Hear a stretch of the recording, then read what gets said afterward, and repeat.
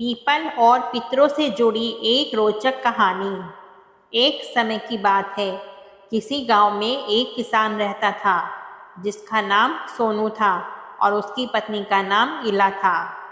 सोनू खेती करके अपना घर चलाता था और इला ने घर में ही कुछ मवेशी पाल रखे थे जिनसे दूध दही का उपयोग घर से ही हो जाया करता था।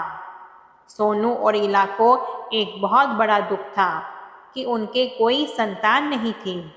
दुर्भाग्यवश जब भी उनकी संतान होती वह अकाल मृत्यु को प्राप्त हो जाती थी। इस प्रकार उनके 6 पुत्र हुए और सभी की मृत्यु हो गई।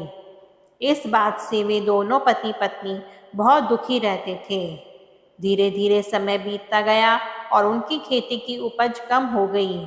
उनके मवेशी ने भी दूध देना बंद कर दिया। एक के बाद एक दुखों से वे दोनों बहुत परेशान हो गए। एक दिन वे उदास होकर खेतों में बैठे थे। तभी सोनू की नज़र खेत में लगे पीपल के एक पेड़ पर पड़ी जो सूख गया था। वे दोनों पीपल के पेड़ के नीचे खड़े होकर अपनी दुख की बातें करने लगे और अंततः जोर जोर से रोने लगे। उसी समय वहाँ से एक महात्मा गुजर रहे थे।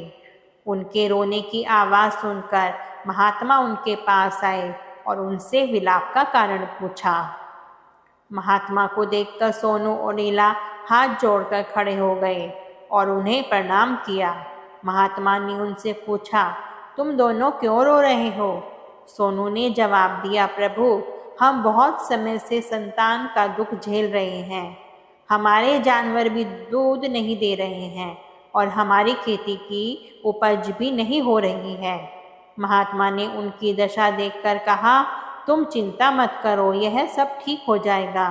तुम्हारे खेत में लगा यह पीपल का पेड़ तुम्हारे सभी दुखों का नाश करेगा। अब से रविवार का दिन छोड़कर तुम सभी 6 दिनों तक इस पीपल के पेड़ को दूध और जल से सींचना।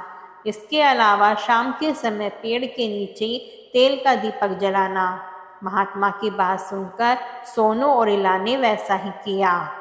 धीरे धीरे उनके दुखों का नाश होने लगा।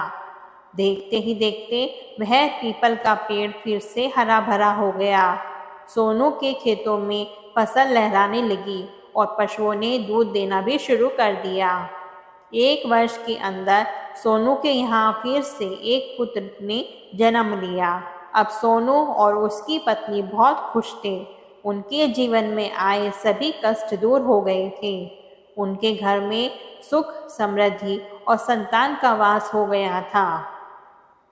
एक दिन सोनू और उसकी पत्नी अपने खेतों पर पीपल के पेड़ को सींच रहे थे कि तभी उन्हें फिर से उन महात्मा के दर्शन हुए। अपने पुत्र के साथ उन्होंने उन महात्मा को प्रणाम किया और कहने लगे, प्रभु, आपके आशीर्वाद से हमें संतान, सुख और संपन्नता प्राप्त हुई है। तो वह महात्मा बोले, यह मेरा आशीर्वाद नहीं बल्कि तुम्हारे पितरों का आशीर्वाद है जिनका दोष तुम्हें लगा था। पितृदोष लगने से घर में संतान नहीं होती, कर्ज होने लगता है और घर की लक्ष्मी रूठ जाती है और दरिद्रता का वास होता है। मृत्यु का भय भी बना रहता है। इसलिए हमेशा अपने पितरों को खुश रखना तथा पीपल के पेड़ की पूजा करते रहना। ऐसा कहकर वह महात्मा वहाँ से चले गए और तभी से सोनू, इला अपने पुत्र के साथ मिलकर पीपल के पेड़ को रोजाना सींचने लगे। जय पीपल देव, जय पितृदेवता। दोस्तों, अगर आपको यह कहानी पसंद आई हो तो इसको लाइक, शेयर और चैनल को सब्सक्राइब करें।